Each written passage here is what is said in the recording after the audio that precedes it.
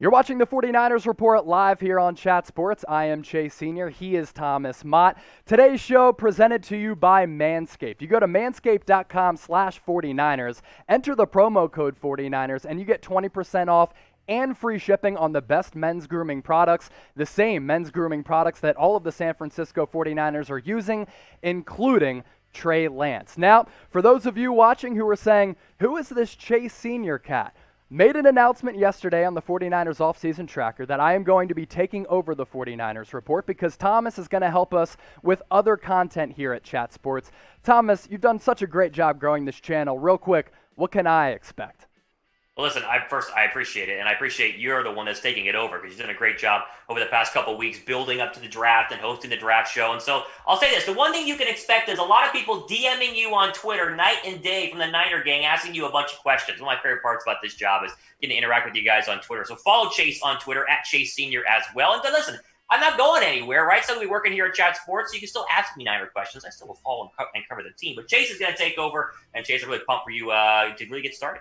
And you can hit him up at Real Thomas Mott. All right, let's get into the latest 49ers news and rumors, and we kick it off with Aaron Rodgers. The drama continues to churn and churn between Aaron Rodgers and the Green Bay Packers. And the Packers obviously aren't happy about the current situation right now because their franchise quarterback is listing destinations that he'd like to go to. And the Packers, according to reports, believe that the 49ers and Denver Broncos may have contacted Rodgers to gauge interest in him, which would then lend itself to some possible tampering. Now, the Green Bay Packers haven't filed a tampering complaint with the NFL just yet.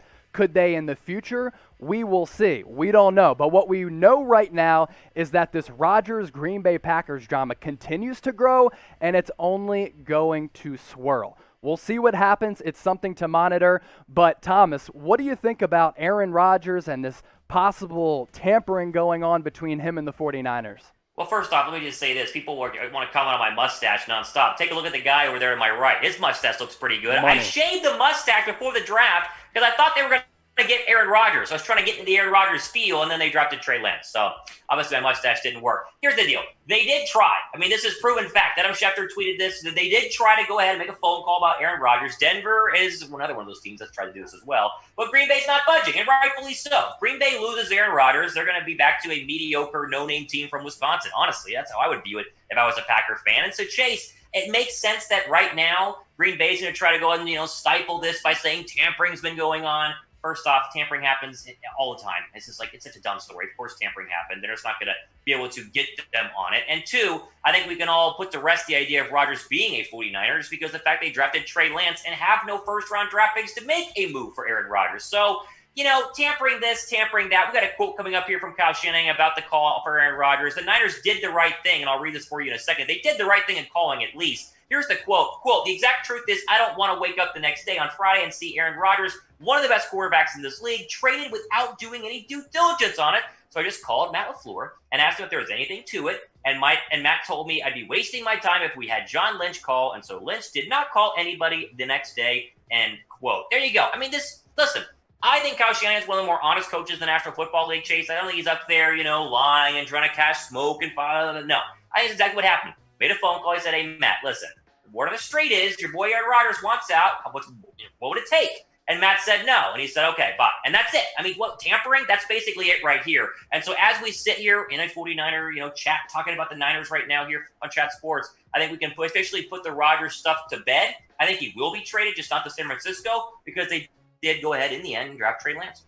And important to know, too, that Kyle Shanahan and Matt LaFleur, they have a relationship because they've coached together. And I honestly think it would be idiotic for Kyle Shanahan not to call the Green Bay Packers to inquire about the services and check in on Aaron Rodgers. We're talking about a guy who's coming off an MVP season. He's won 3 of them. He's already won a Super Bowl. And the 49ers right now have a Super Bowl roster ready to compete for a Lombardi trophy this upcoming season. So if Kyle Shanahan didn't call the Green Bay Packers to at least check in on Aaron Rodgers, he's an idiot. But we know that he did, therefore we know that Kyle Shanahan is a very smart guy. Now, what is the percent chance that Aaron Rodgers gets traded to the San Francisco 49ers? We're not saying necessarily this year, but at some point, leave your percent chance in the comment section below. And Zero. Thomas, as we know, 0. As we know, Aaron Rodgers put up monster numbers last year. His completion percentage was north of 70%, threw for almost 4,300 yards, 48 touchdowns and 5 picks. I don't think he gets traded to the Niners. Thomas, I am with you, but very important and smart for the 49ers to at least check in and see, hey, what's the deal? And as we look ahead to 2021, now that it doesn't seem as though they're going to trade for Aaron Rodgers, I think their quarterback room is set. Jimmy Garoppolo, Kyle Shanahan said the other day, is going to be the starter as of now unless Trey Lance blows the 49ers away in training camp. So he's your QB1. You have Trey Lance in that second spot, and I think that's the right move. Let him develop, don't damage his confidence, and kind of just take your time with a guy who you exhausted a lot of draft capital on. So Jimmy G, probably going to start the season. Take your time with Trey Lance, and we'll see how things shake out. But I don't think Aaron Rodgers is going to be coming to San Francisco anytime soon. Now, we're trying to get to 35,000 subscribers here at the 49ers Report, and Thomas Mott is a big reason why we've been able to grow the channel as fast as we have. So if you haven't already subscribed, do so right now. How do you do so? You just hit that big red button down below or go to youtube.com/49ers TV, subscribe to the 49ers Report, and get us to 35,000 subscribers. We're a little more than 200 away, so go ahead and do that right now. We know that Trey Lance is somewhat raw. Now the remaining question is, when is Trey Lance going to play in 2021? Well, according to owner Jed York, they're in no hurry to put him on the field. Jed York said, hey, we're comfortable playing Jimmy Garoppolo for the remainder of his contract. And Jimmy G does have 2 years left on his deal, worth around $24+ million per. Now, the 49ers drafted Lance at number 3 to be the future quarterback of this team, but once again, there is no rush to play him. What do you think about that stance, Thomas, of just taking their time with Trey Lance in his development? I don't think it blows my mind that people want them to rush Trey Lance in and start week 1. The only way Trey Lance sees the football field in 2021 is one of two reasons. One, Jimmy Garoppolo gets injured, which, is a very real possibility. It's happened in the past. And two, Jimmy Garoppolo is struggling, which means the 49ers are losing. So you don't want Trey Lance to play in the first year, I think, because that would mean that Garoppolo is playing well enough to go ahead and take him to a playoff spot and potentially win a Super Bowl. Now, Jed York's quote, you just mentioned it. We'll throw that up on the screen right now. He said in a longer form answer, quote, we've talked about this internally. If we're in a situation where Jimmy goes out and takes us to a Super Bowl again, has an MVP caliber season, and does it again, there are worse dilemmas to be in, and Jimmy certainly has the ability to do that. So you don't have to put the weight of the world on a rookie, whoever it was we were going to choose. And now that we know Trey Lance is here, you don't have to put the weight of the world on that kid's shoulders, and he can grow into that position. End quote. Listen, sit Trey Lance as long as it takes. And you just mentioned this, right? There is no rush and no need to go ahead and thrust him out there week 1 just because you spent 3 essentially first-round draft picks on him, Chase, right? As we sit here, Jimmy Garoppolo is more than capable of winning a Super Bowl. And Jed York said that. And guess what? Garoppolo was 10-point lead in the fourth quarter away from doing it a couple of years ago. If Trey Lance has to play next year, or this year, I should say, in 2021, Chase, it means the Niners are struggling, and it means Garoppolo's either injured or they're losing, and both of those scenarios to me would not be very good for San Francisco. Now, will Trey Lance play next season? That's the big question that a lot of people are trying to figure out, as well as the entire faithful. Is he going to play, or is Jimmy Garoppolo going to be the starter? If you think Trey Lance will play at some point next season, doesn't mean that he starts from week 1. Type Y for yes, or type N for no. Oh, hold on. I think we have breaking news coming in. No Aaron Rodgers trade. Oh, okay. Got it. So Manscaped has come up with a new product. It is the Lawnmower 4.0, and today's 49ers Report brought to you by our friends at Manscaped. So for the faithful watching, Manscaped is trying to hook you up with the best men's grooming products and the official men's grooming partner of the San Francisco 49ers. So if you go to manscaped.com/49ers, enter the promo code 49ers, you get 20% off plus free shipping on the best men's grooming products. including the brand new Lawnmower 4.0. And this is fantastic. It has skin-safe replaceable ceramic blades. You can adjust the guard sizes 1 through 4. So if your lady likes a little bit of a 5 o'clock shadow, you can vary it up a little bit. It is waterproof. The battery lasts forever. We have LED spotlight and a power status indicator on it. One of the best features of the Lawnmower 4.0, it has a travel lock. How often have you put your razor into one of your toiletry or travel bags and you go to get it and it's buzzing? You're like, what the heck is that? And your razor is going off. So that solves that issue right there. So once again, go to manscaped.com/49ers, enter the promo code 49ers, and you get 20% off plus free shipping on the best men's grooming products. Let's continue on with the latest 49ers news and rumors. This one surrounding Richard Sherman. Is he going to come back to the faithful? Now, he joined First Take to discuss his future, and in doing so, left the door open for a return to San Francisco and mentioned a few teams that he would be open to going to, including the 49ers. Now, he was limited by a calf injury last year, Thomas, but said he does want to play for a couple more seasons. Are you up for a Richard Sherman reunion?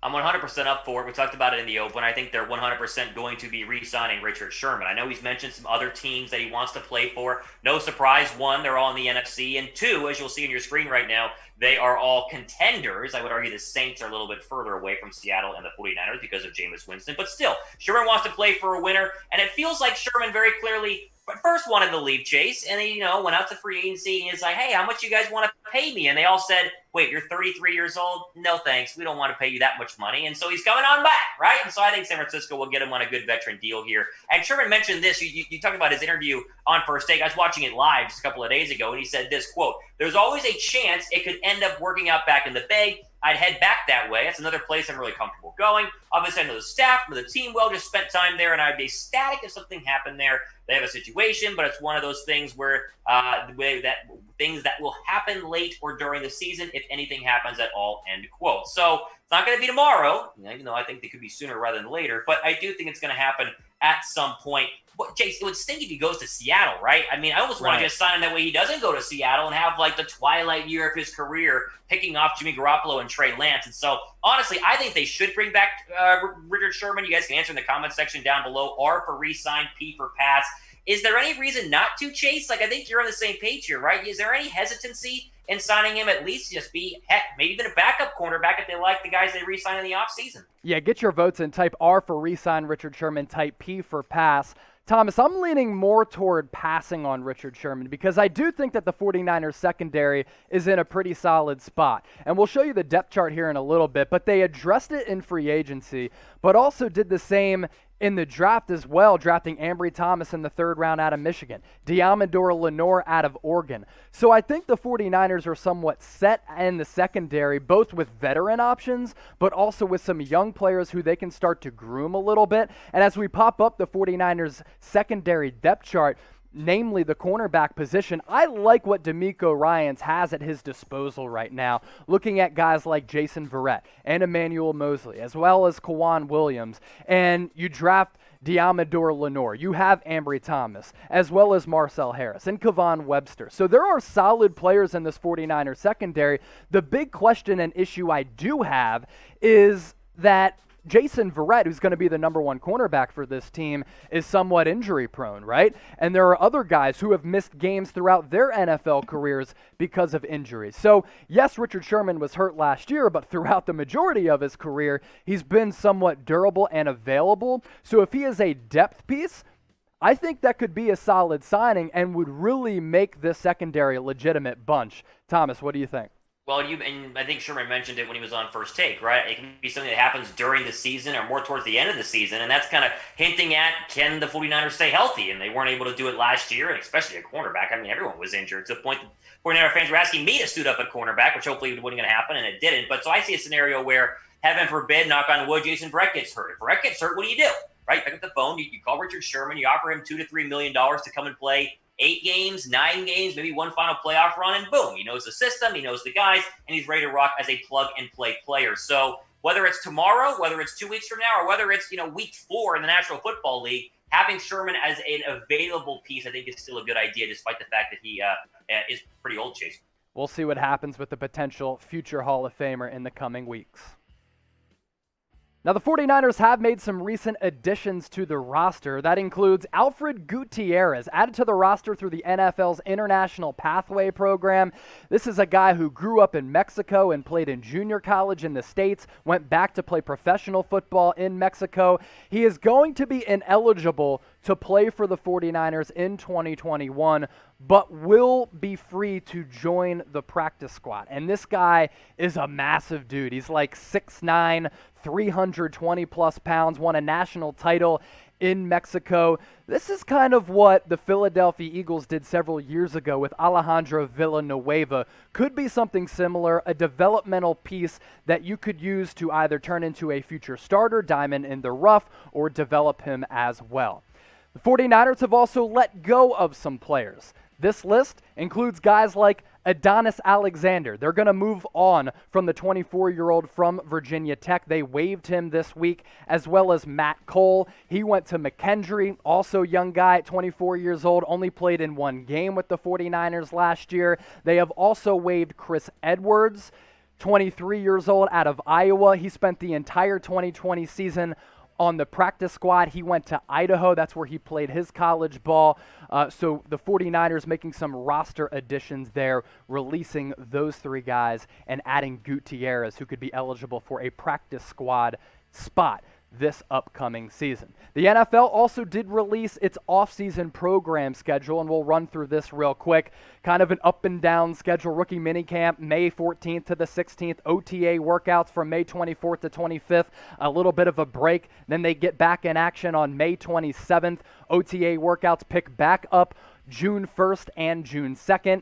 Then a little bit of another break. And then OTA workouts pick up again on June 4th. Another break, OTA workouts back in session June 7th, June 8th, as well as in June 10th. And then finally, mandatory minicamp coming up June 15th to June 17th.